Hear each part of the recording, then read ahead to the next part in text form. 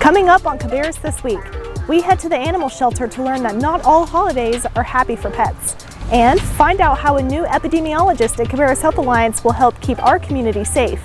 And finally, we're back in Pam's kitchen for an easy and healthy salmon recipe. That's all right now on Cabarrus This Week. Welcome to Cabarrus This Week. I'm Hannah Lightsey, and as you can hear with the dogs playing in the background, we are at Cabarrus County Animal Shelter, where many families come to find new furry friends to add to the family pack. But during certain times of the year, such as around 4th of July, this is also the place where some pets end up because they get lost or escape during fireworks and celebrations. We met up with animal shelter manager Juli Vetere to learn a few things about pet loss prevention and what to do when you find a lost pet or animal in Cabarrus County. Well, it's summertime, warmer months. Generally people are on the move, they're taking their pets places, and there's just a lot of room for pets to get loose and come here to the shelter.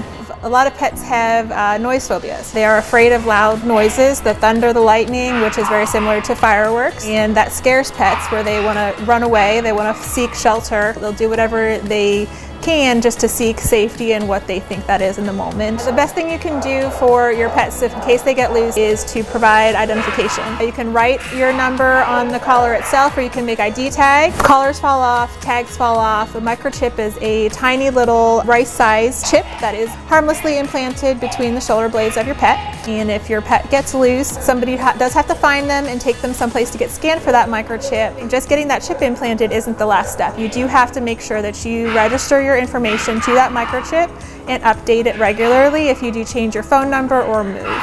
If you find a lost animal, check for identification, check for those tags, and see if there's a number you can call right away. And then if there is no identification, then you can take the pet to an animal hospital, a clinic, the shelter to get scanned for a microchip. If either there's no identification, or if the animal is acting dangerously, or you can't get close to it, call animal control and have an officer come out to assist you. Post your found reports on social media, call the shelter, make a found report with us too, so that owners can call in with their missing reports and we can connect them. Reserve judgment when you find an animal, and just the first thing you want to do is make sure that that you're doing everything you can to find the parents that are looking for them. Thanks, Julie. We definitely want to keep our animals safe, so head over to the shelter's Facebook page at Cabco Animal Shelter for more information. The Cabarrus County budget for fiscal year 2022 was approved on June 21st. The plan includes new positions that meet one of the important county mission points, creating and sustaining a healthy and safe Cabarrus. One of those positions is an epidemiologist, which will provide consistent surveillance of community health data at the Cabarrus Health Alliance, Cabarrus County's public health authority. Here's Health Alliance Director Dr. Bonnie Coyle with information on this new and exciting addition to Cabarrus. Epidemiology is the core foundation of public health. It's kind of the science of what public health is built on. So an epidemiologist is not a doctor, but it is a highly trained professional. They're the investigators looking for things that are happening in communities that might be impacting health and well-being, and then looking at the data to figure out who's most impacted so that we can try to make a difference more quickly and more effectively. I think the COVID pandemic really highlights why an epidemiologist is so important at the local, state, and federal level. We have to have epidemiologists with this special training on staff to be able to look at all the data and help us achieve that. We've been able to demonstrate through a real-life, unfortunate pandemic why we need epidemiology as part of health departments. They can find things quicker, faster, because they're looking for it. And so sometimes we can get a step out in front of a big problem and stop it from becoming a big problem. We have had the epidemiologist on board here at CHA for about 6 to 8 months because we were able to use the COVID funding. By having the county also now provide the funding to continue the position, we'll be able to continue to do this good work and not have to worry about where the funding will come from. Our epidemiologist has been almost exclusively focused on COVID. One of the main things to work on in the first 90 days is really starting to dig into what subpopulation groups are most affected by certain health conditions, so that we really understand from an equity perspective who's most likely to be suffering from the diseases we're seeing, so that we can then target our outreach and intervention efforts at reaching the people most impacted by disease. Thanks so much, Dr. Coyle. With families staying out later in the day to soak up all that summer sun, we visited with Pam Uten from NC Cooperative Extension to bring you a delicious meal that's quick and easy to put together for the family. Check out the creation of this delicious roasted sheet pan salmon with veggies that's ready to eat in about 20 minutes. We're going to be enjoying a roasted salmon and vegetables sheet pan supper. So I'm going to start by adding the cherry tomatoes, and of course these have been washed and patted dry.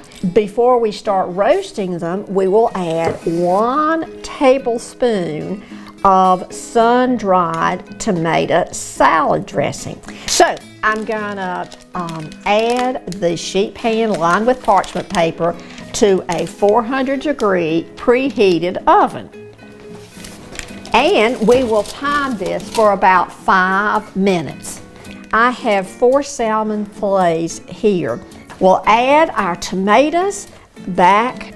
To this, we're going to be adding now 1 pound of asparagus.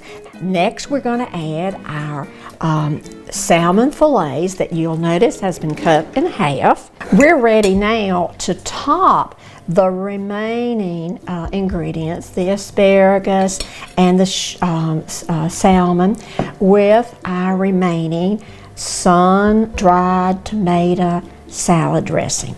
And we will now return to the oven, where we're going to bake this for about a total of 10 to 12 minutes. And halfway through, we'll want to turn our asparagus over. We're going to let this roast for a total of about 10 minutes.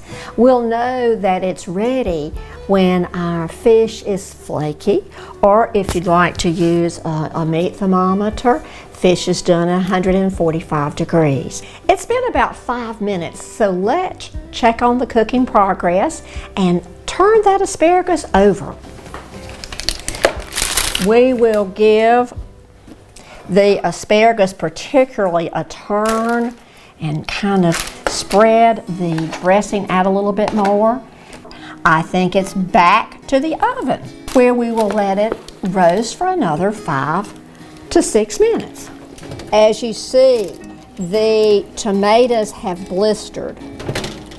The tomatoes have blistered, and that's what we want to have happen. That brings out a wonderful flavor. Okay. Again, we're going for salmon that will flake, and that definitely flake. Let's take this over now to our cabinet and enjoy this. You'll want to have ready some long grain rice to serve this with, or something else of your choice, but I particularly enjoy long grain rice. I hope you enjoy your sheet pan supper very soon. Looks amazing, Pam. For more quick and easy recipes, find more Pam's Kitchen episodes at youtube.com/Cabarrus County. Lastly, don't forget about our special 2-day celebration this week that commemorates a monumental step in the courthouse construction project. The celebration begins Tuesday, July 6th from 2 to 4 p.m. on the steps of the Cabarrus County Government Center, where community members can drop by and sign their name on the final steel beam of the courthouse while enjoying games, music, and a cold treat. The next day, Wednesday, July 7th at 10 a.m., you can join project team members and community leaders for a short ceremony to watch that beam be placed within the structure. We hope to see you all there. Well, that's our show for this week. Thanks to our guests, and thank you for joining us. Check out more stories and updates by following us on Facebook, Twitter, and Instagram at Cabarrus County, or subscribing to our weekly newsletter. Just visit cabarruscounty.us and type newsletter in the search bar. And remember, you can watch all of our other programming on demand at youtube.com/Cabarrus County. Make sure to like and subscribe to get all of our other updates. Thanks for watching Cabarrus this week. See you next time.